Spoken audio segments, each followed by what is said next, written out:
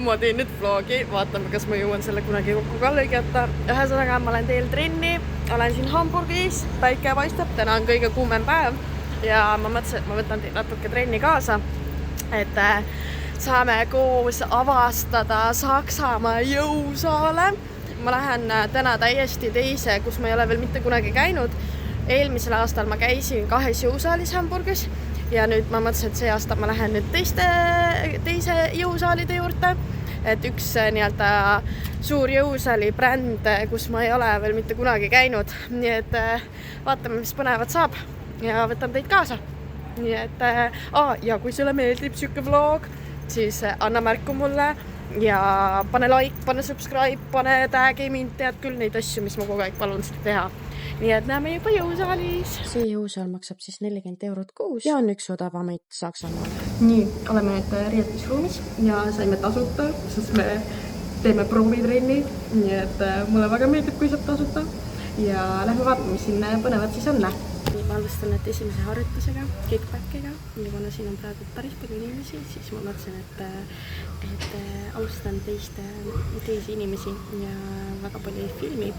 Vaatame, kuidas treeni jooksul mõjutub, aga siin on äge see, et siin on täiesti eraldi nagu naiste ruum, et ma saan aru, et siia ei tohi üldse mehi tulla, mis on naljakas, sest täpselt praegu pistakse aknaid 2 meesterahva poolt, nad täpselt vaatavad siia sisse. Aga ühesõnaga, alustame kickbackidest ja küll ma siis siin selle jooksul näitan teile ikka midagi. Neljapäeviti mul ongi selline tuhara ja seljapäev. Ja et teen paar tuharaharjutust ja siis on veel 2 seljaharjutust. Ja miks ma teen siin kickbacke nii-öelda esimese harjutusena on väga lihtne põhjus. See harjutus põhimõtteliselt aitab mul aktiveerida siis tuharalihast, ehk siis ta töötab sisuliselt nii-öelda soojendusena. Et kui mul järgmised harjutused on sellised raskemad nagu hip thrust, et siis mul on tuhar juba soe ja tunnetan palju-palju paremini. Kickback saab muidugi mitu erinevat viisi teha, et ei ole õiget ega valet. Et siin ma teen kickbacki siis fookusega, et enda keskmist tuharalihast nii-öelda treenida. Ehk siis ma tõmbangi pigem külje peale, ehk siis ta on hästi sarnane nagu see harjutus jalgade eemaltumine, et kus sa istud ja nii-öelda, nagu naiste arsti juures istud ja surud põlved väljapoole nii-öelda. Sisuliselt me imiteerime seda sama harjutust, ainult et me teeme siin ühe jalaga ja fookus on natukene parem, et me saame keskenduda ühele poolele. Ja sellistel kergematel raskustel on mul alati poolikud ka otsa, et tõesti maksimum välja tuua. Järgmisena on mul siis hip thrust, kus ma teen samuti 2 seeriat ja hip thrusti puhul on kõige raskem üldiselt see paika sättimine. Et kõrgus nii-öelda seljatoel on õige, jalad on õige koha peal, tunnetus on õige, et see võtab omajagu 5 minutit aega. Seal oli küll ka hip thrusti masin selles samas ruumis, aga ma otsustasin seda mitte kasutada, sest esiteks ma suure tõenäosusega oleks olnud liiga lühike, liiga väike selle masina jaoks, et üldiselt mul masinatega nagu väga hästi ei lähe, et eriti hip thrusti puhul, et ainult, mis toimub minu puhul ja kus mul on väga hea tunnetus, on siis Techno Gym'i hip thrusti masin, mis on siis gymmides, aga üldiselt ma eelistan siis nii-öelda kangiga teha, et siis on mul lihtsam. Ja miks ma veedan nii palju aega õige setupi jaoks? Õige setup on minu jaoks mega oluline, sellepärast, sest ma tean, et nii kui natukenegi midagi valesti on, siis mul on kohe palju raskem harjutus teha ja mina tahan nagu keskenduda maksimaalselt õigele lihasele, mille tõttu ongi see õige setup õige ja minu jaoks on fine, et ma katsetan, proovin ja tunnetan, kus mul jalad kõige paremini on, kas selg on õigesti ja ongi okei, kui ma mitu korda muudan asendit. Ja nüüd tuleb harjutusi kõige raskem osa, tuleb raskusi tõsta. Selles jõusaalis mul oli natukene raskusi, piisavalt palju raskusi leida, et seal olid ainult 20 kettaid ja lõpuks pidingi panema 15+5, et saada oma 220 kokku, et kuigi ma olen viimasel ajal teinud jõusaalis 230 kiloga, et siis ma otsustasin ainult 220 panna peale, sest esiteks selles ruumis oli nagu mega palav ja teiseks ma tundsin, et ma ei olnud nagu 100% välja puhanud saanud. Ehk siis see on täiesti okei vahepeal ka panna madalamaid raskusi, kui sul ei ole enesetunne nagu 100%. Kõige olulisem on see, et sa pingutad, et sa tunned, et viimased kordasid sul on rasked ja see, kui mõnel päeval on see väiksema raskusega, siis see on täiesti okei, et sa ei pea üldse selle pärast muretsema. Ja no tee, mis tahad, aga no lõpuks ikkagi ei olnud õige setup, et jalad on liiga lähedal ja ma ise tunnetasin seda harjutust tehes ka, et teisel seerial siis keskendusin sellele, et panna jalad natukene kaugemale ja võtsin ka raskust vähemaks. Põhimõtteliselt ei ole kedagi, nii et ma võin korra näidata. Siuke on see jõusal. Hästi kuidagi lahe roheline värv. Mu parima sõbranale väga meeldiks see jõusal siin. Ja põhimõtteliselt siin on enamasti gym-mate'i equipment, varustus, masinad. Ja ongi hästi äge, et siin on naiste riietusruum on kohe siin. Ja siis põhimõtteliselt see ongi see naiste tuba põhimõtteliselt. Et hästi nagu lahe on see, et ainult nagu mingi naiste ruum, mis on veits kurb on see, et siin on mingi tuhara ja jalaha masinad, et kõik ülakeha masinad on siis seal meeste poolel või segapoolel. Aga ma arvan, et sellegi poolest tegelikult päris lahe ja siin üks naisterahvas oli näiteks ka rätikuga, ehk siis usklik, ehk siis selles mõttes nagu lahe, et võimaldatakse niimoodi. Ainuke suur probleem on siin, et siin pole absoluutselt õhku. Ma lihtsalt seistes juba higistan. Nii et see on kuidagi, eks ma valisin selle kõige kuumema päeva ka, et täna tuleb mingi üle 30 kraadi. Nii et ma arvan, et vast on okei. Aga nüüd vaja veel ma alles teise harjutuse juures, nii et soovige mulle palju edu, et loodame, et teisel seerial on see setup natuke parem, et esimesel puusatõste seerial olid mul jalad liiga lähedal, et proovime nüüd teisel korral jalad panna õigesti ja siis paremini tuharat tunnetada. Puusatõsted on reaalselt üks mu lemmikharjutusi. Mul on eesmärk kunagi elus, ma tahan 300 kilogrammi puusatõstit teha.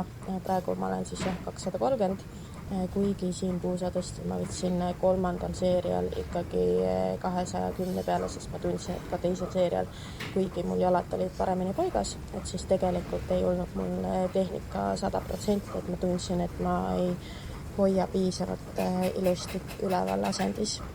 Mis on puusatõste puhul veel oluline ja mida siin oli ka väga ilusti näha, et enne kui ma üldse alustan, ma tugevalt aktiveerin enda kerelihasid, sest ma ei taha, et mu selg vajuks välja. Ehk et selg on alati sirge, ei teki mingi nõgusus ega midagi sellist seal. Et see on hästi oluline, et sa ei teeks endale liiga, et sul selg ei saaks nagu vigastada. Et me tahame alati et ülakeha oleks 100% stabiilne ja me tõstame raskust ainult tuharalihasest ülesse, hoiame üleval korra ideaalis ja siis lähed rahulikult jälle alla. Nii, klassikalist hack squati siin ei ole, nii et ma teen, ma ei teagi, kas see ei ole hack squat, aga see ei ole ka pendulum squat.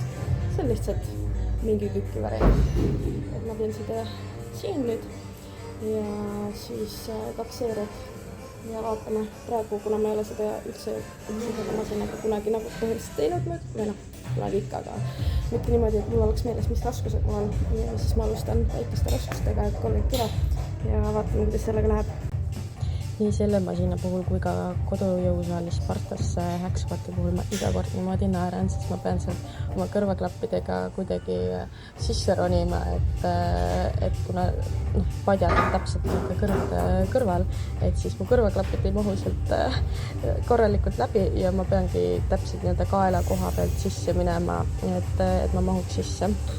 Mis vahe on nüüd sellel masinal hack squatiga on see, et siin on tegelikult suurem fookus nüüd tuharal, kui klassikalisel hack squati masinal. Hackil saab ka panna suuremat fookust tuharal, aga mul on ta siis pigem teie esiosa jaoks. Aga siin on, kuna ma paratamatult kallutan keha ette, et siis on mul suurem venitus tuharas, mis tähendab seda, et suurem koormus ka tuharas, ehk siis ma treenin siin nii reie esiosa kui ka tuharat, ütleme nii enam-vähem sama koormusega. Nii nagu iga harjutuse puhul on oluline siis see, et me liigume rahulikult, et hoiame seda venitust all ja siis lähme rahulikult jälle ülesse ja rahulikult ka alla. Samuti selle masina puhul ja ka Hacksquati puhul, mida hästi paljud teevad valesti, miks neil tekivad seljavalud või seljavigastused, on see, et sa hoiad siin lõbusat selga. Aga siin on hästi oluline see, et pigem tekita see koerselg, et sul oleks kogu selg vastu patja ja hoia tõesti nagu stabiilselt seda. Klassikalise Hacksquati puhul aitab alati see mõte see, et sa ei taha suruda nii-öelda ülesse, vaid sa tahad suruda taha, et siis sul juba automaatselt see selja aset on ka natuke parem, et sa ei saaks vigastusi. Nii, väga okei oli. Paneme natuke raskus juurde, sest ei olnud piisavalt raske. Ja siis toimetame edasi. Mulle täiega meeldib uusi jõusaale katsetada, aga ma ei näe neid uutes jõusaalides trenne nagu väga 100% trennidena, sellepärast see õige raskuse leidmine võtab alati nii palju aega, sest masinad on erinevad, sa ei tee sama raskusega, mis sul võib olla oma kodujõusaalis on. Et aeg-ajalt mulle meeldib seda turismindust teha, aga niimoodi teha iga kord uues jõusaalis ja siis tegelikult ma tunnen, et mu areng jääks natuke toppama just sel põhjusel, et lihtsalt sa pead iga kord uuesti katsetama, sa ei saa midagi selle vastu teha ja see, kui sa juba teed siis kas või 2 seeriat kergema raskusega, siis sa juba väsitad ennast ära ja sul ei ole paratamatult maksenergia oma päris raskuste jaoks. Ja selleks, et areneda, selleks peaksidki tõstma maksimaalseid raskusi. Nii, 1 jalaharjutus veel ja siis tuleb selg, 2 harjutust. Ja siin on vähemalt parem see, et kõige ülemisel korrusel, siin on kokku 3 korrust, siis oli nii palav, et seal keldris oli natuke häädem ja keskmisel korrusel on kõige normaalsem, et ei sure vast päris ära. Oh yeah, väike johutus! Siin on siis kardioala, mis on suhteliselt suur ja väike funktsionaalala oli ka selle kõrval. Tegin nüüd 1 seljaharjutuse allkorrusel ja teate üks vähestest kordades, kui ma päriselt tundsin ennast ebamugavalt jõusaalis, lihtsalt sest ma vaatasin ümber ringi ja seal olid ainult mehed, eks seal olid vabad hanklid ja sellised meeste masinad, aga ma ütlen ausalt suht ebamugav oli olla. Ma lihtsalt okei, teeme kiiret harjutus ära ja lähme vaatame, kus on rohkem naisi. Siis ma tundsin reaalselt, et kõik vaatasid mind. Ma mõtlesin ka, et mis asja, mis see tüüp seal teeb, miks ta siin on.